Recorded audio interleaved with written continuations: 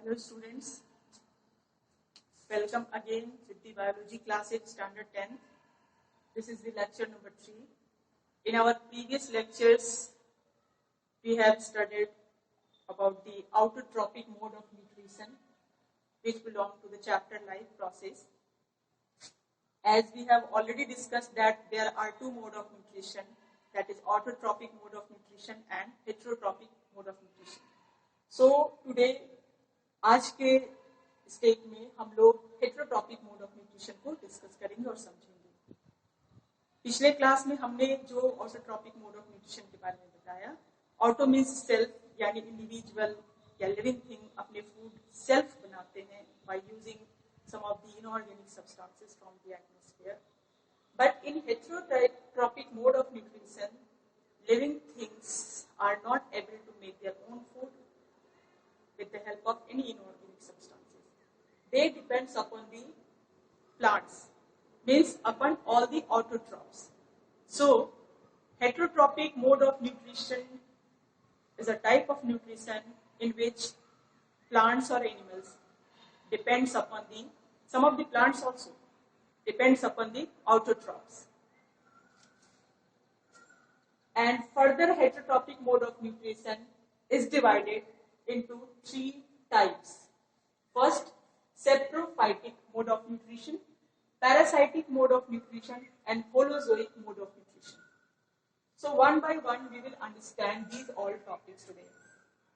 Saprophytic mode of nutrition are those type of nutrition in which organisms or animals, generally plants, depends upon the dead and decaying autotrophs or the dead or decaying any organism, individual, whether they are animals or the plants. Means saprophytic mode of nutrition में जो भी plants, animals, जो भी organism आते हैं, वो सड़े गले चीजों से अपने भोजन को acquire करते हैं. For example, some of the fungi, जैसे आपने बहुत common mushroom सुना होगा, जो पेड़ों पे कहीं भी patches की तरह लगे होते हैं, उनके अंदर क्लोरोफिल नहीं होता है. फंगी एक अलग सेगमेंट में आता है. We can not say the fungi mushroom is coming in a category of plant. In further classes we will हम लोग पढ़ेंगे कि एक अलग ही अपना एक अलग ही अस्तित्व बनाता है. ये सारे fungi some of the waste सड़े गले चीजों पर डिपेंड होकर के अपने फूड को लेता है, अपने आप को नॉरिश करता है. तो these type of nourishment in which plants depends upon the plants in which the living thing depends upon the dead and decaying substances is known as saprophytic mode of nutrition. In parasitic mode of nutrition, this is the kind of nutrition in which some of the fungi, some animals, some plants depend upon their host, depend upon the another living body. वो दूसरे living body के ऊपर dependent होते हैं. उन्हें पूरी तरीके से मार नहीं देते हैं, बल्कि उनको जिंदा रखे हुए उनके अंदर जो नॉरिशिंग सब्सटेंसेस, न्यूट्रिएंट्स होते हैं, उसको एब्जॉर्ब करके उसको लेकर के अपने आप को नॉरिश करते हैं. पैरासाइटिक मोड ऑफ न्यूट्रिशन में जो विक्टिम होते हैं, जिनके ऊपर ये एनिमल्स और प्लांट डिपेंड करते हैं, उन्हें होस्ट कहा जाता है. Very simple and common example that is mosquito, bed bug, leech. They can survive. Female mosquito only can survive themselves by using human blood or any cattle blood or any blood. They depends upon the blood. मतलब वो host के blood से directly nutrients को absorb करते हैं और अपनी जीवन शैली को, अपनी प्रक्रिया को पूरी करते हैं. इससे उसका नॉरिशमेंट होता है, उसका लाइफ चलता है, बट होस्ट डाई नहीं हुई है, मरता नहीं है, बट इसे हार्म होता है. इसे किसी तरीके का कोई फायदा नहीं है उस चीज से. Parasitic mode of nutrition, this type of, this is the, so you can take out the definition of parasitic mode of nutrition likewise. Parasitic mode of nutrition in which individual depends upon the another living body without dying them for their nutrients. Next, holozoic. Now holozoic mode of nutrition हम लोग जो पढ़ेंगे, ये generally animals के अंदर ही होता है और इसे हमें डिटेल में पढ़ना है. आपने स्टैंडर्ड 9 में पढ़ा होगा कि एनिमल्स वन सेल के भी होते हैं और बहुत सारे सेल के ग्रुप से बनके भी एनिमल्स होते हैं जिन्हें हम लोग मल्टीसेलुलर एनिमल्स बोलते हैं। तो in case of unicellular animal हमें अमीबा के न्यूट्रिशन के बारे में पढ़ना है, और in case of multicellular animal हमें ह्यूमन बीइंग के न्यूट्रिशन के बारे में पढ़ना है। But before we go further we must know what is holozoic. What does the literal meaning of holozoic? Holozoic mode of nutrition is that type of nutrition in which animals engulf the food in their body. Means इसमें जो animal होते हैं, जो जीव होते हैं, वो भोजन को अपने बॉडी के अंदर इंगल्फ करते हैं। जो उनका स्पेशल पार्ट माउथ हुआ या फिर यूनिसेलुलर में सूडोपोडियम टाइप स्ट्रक्चर बनता है, उसके थ्रू अपने बॉडी इनसाइड बॉडी फूड को पहले इंगल्फ करते हैं, और उस इनसाइड फूड इनसाइड बॉडी वो डाइजेस्ट होता है। डाइजेशन के बाद उसकी सारी प्रक्रिया होती है, कैसे न्यूट्रिशन में क्या क्या मेन प्रोसेस है वो पढ़ना है, और फिर डाइजेशन में किस तरीके से वेरियस एंजाइम्स और वेरियस केमिकल सब्सटेंसेस के थ्रू इनसाइड बॉडी डाइजेशन होता है, वो हमें पढ़ना है। तो होलोजोइक मोड ऑफ न्यूट्रिशन में आप ये बोल सकते हो the nutrition in which animals or the organism take the food inside their body. These kind of nutrition is called holozoic mode of nutrition. So today हम लोग यूनिसेलुलर एनिमल अमीबा के mode of nutrition को पढ़ेंगे कि उनके अंदर nutrition कैसे होता है, किन प्रोसेसेस में होता है, वो हम फिगर के द्वारा और समझ के उसको पढ़ेंगे।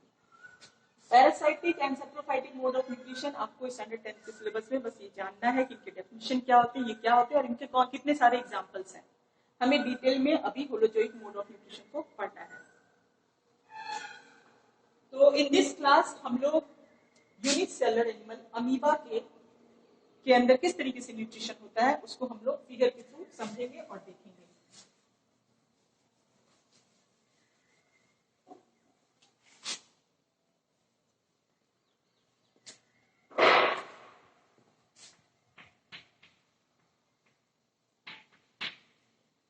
आप सभी को पता है अमीबा एक यूनिसेलुलर एनिमल है। न्यूट्रिशन जितने चरणों में होता है, होलोजोइक न्यूट्रिशन के मोड में जितने भी चरण होते हैं, उसमें फर्स्ट होता है इंजेशन।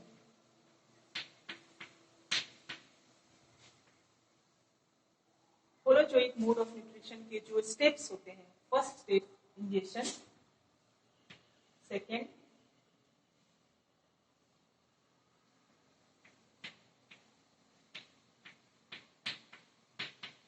डाइजेशन, थर्ड एब्जॉर्ब होने के बाद वो पूरे बॉडी में एसिमिलेट होते हैं, that is assimilation,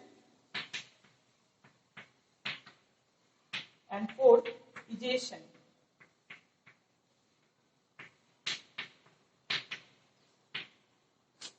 Then we'll have to study how these all steps occur inside the body of amoeba during the process, that during nutrition.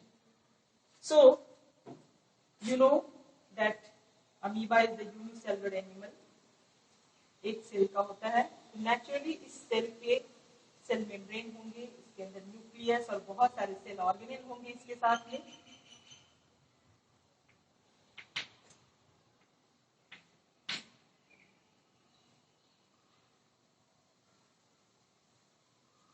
This would be better if you take out your copy also. You also make figure along with me.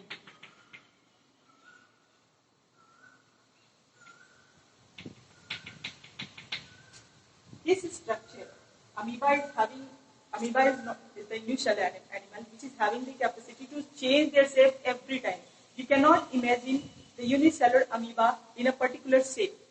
एक खास shape इसका नहीं होता है। ये इसमें structure होता है जो इसके लोकोमोशन में हेल्प करता है, फूड को इंगल्फ करने में हेल्प करता है, और उसे कहा जाता है सूडोपोडिया।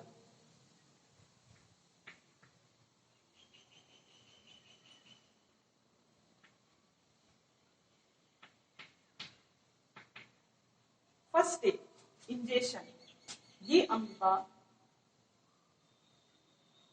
पॉन्ड में कहीं भी जहां भी ये होता है, एक्वेटिक होता है ये, जब ये किसी इसके आसपास कोई फूड पार्टिकल होता है तो it simply grow pseudopodium from its outer membrane of the unicellular body, pseudopodium. And इस फूड को ये इनगल्फ करता है. इनगल्फ करने के लिए ये क्या करता है, ये अपने pseudopodium को आगे की ओर बढ़ाता है. अगर हम फिगर ऐसे बनाते हैं तो ये pseudopodium को इस तरीके से आगे की ओर बढ़ाता है दोनों साइड से. ये देखिए यहाँ फुट पार्टिकल है, ये दोनों साइड से pseudopodium को खुद ब खुद आगे बढ़ाता है, पीछे के स्ट्रक्चर को ये स्विंग करता है और इस तरीके से इस फूड को अपने अंदर इनगल्फ कर लेता है. क्योंकि ये सेमी परमिएबल मेम्ब्रेन ये जो है ये आगे से जुड़ जाता है और जुड़ने के बाद ये फूड इस इनसाइड वैक्यूल ये अंदर आकर अमीबा बॉडी के अंदर आ जाता है. ये जो प्रोसेस हुआ फूड को इनगल्फ करना, फूड को लेना, इस प्रोसेस को हम कहते हैं इंजेशन. यहाँ इंजेशन हुआ. इंजेशन के बाद इस बॉडी में वेरियस एंजाइम, इस अमीबा के अंदर बहुत सारे एंजाइम्स होते हैं जो इस फूड पार्टिकल्स के ऊपर एक्शन करते हैं. You must remember that every food particles are having finally only few major nutrients like carbohydrate, protein, fats and vitamins and along with some water. Various enzymes acts upon the food inside the unicellular organism that is amoeba and make it digest. ये complex food को digest करके simpler food में convert करता है और ये process amoeba के इस चीज को वेरीफाई करता है. Digestion is taking place in this way. After digestion,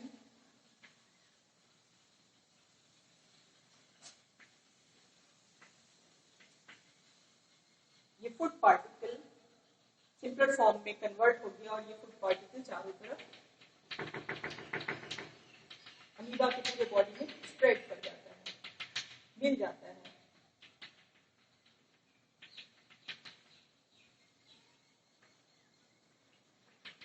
ये पूरे बॉडी में मिल करके इस बॉडी को नॉरिश करता है फर्दर ग्रोथ के लिए. एंड चूंकि इस वक्त ये सारे के सारे जो फूड डाइजेस्ट हो गए ये पूरे बॉडी में हर जगह मिलते हैं और इसको नॉरिश करते हैं हर तरीके से. इस प्रोसेस को कहा जाता है एसिमिलेशन. एसिमिलेशन प्रोसेस यहाँ हुआ और उसके बाद जिस तरीके से pseudopodia बन करके फूड को इनगल्फ किया गया था उसी तरीके से अमीबा लास्ट में at the last process of nutrition in amoeba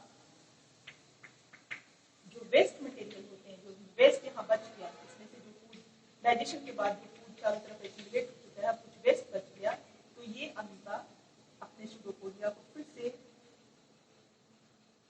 develop करता है और ये वेस्ट प्रोडक्ट को अपने सेल से बाहर निकालता है और इस तरीके से जो वेस्ट प्रोडक्ट है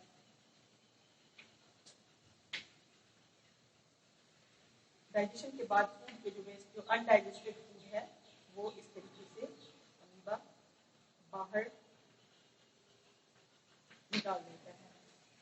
और ये प्रोसेस कहलाता है ingestion.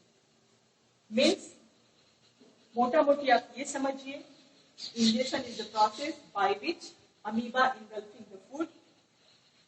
Digestion is the process by which amoeba digesting its foods inside the cell with the help of various enzymes. Assimilation is the process in which amoeba assimilating its all digested food in whole over the cell. And ingestion is the process in which the undigested food is taken out. Undigested food को simple बाहर निकाल देना, इस process को कहते हैं ingestion. यानी nutrition के ये सारे स्टेप्स इस अमीबा ने फॉलो किए. तो आपके बुक में 10th में ये पढ़ना है यूनिसेलुलर एनिमल के होलोजोइक न्यूट्रिशन को और उसके बाद हम लोग बड़े स्केल पे ह्यूमन बीइंग के अंदर डाइजेशन और न्यूट्रिशन कैसे होता है उसे हम लोग पढ़ेंगे. वो हम लोग नेक्स्ट क्लास में पढ़ेंगे. Till then today is enough. You must go through the book, see all the things whatever which हमने जो यहाँ डिस्कस नहीं किया है उन चीजों को भी आप लोग देखिए, एक्सप्लोर कीजिए, अपने माइंड को भी थोड़ा सा प्रेशर डालिए ताकि आपका माइंड एक्सप्लोरिव हो, मतलब आप अपने आप खुल सकें और इस तरीके से साइंस को एक इंटरेस्टिंग टॉपिक बना करके नेक्स्ट क्लास के लिए लोग वेट करते हैं. Till then bye, have a nice day.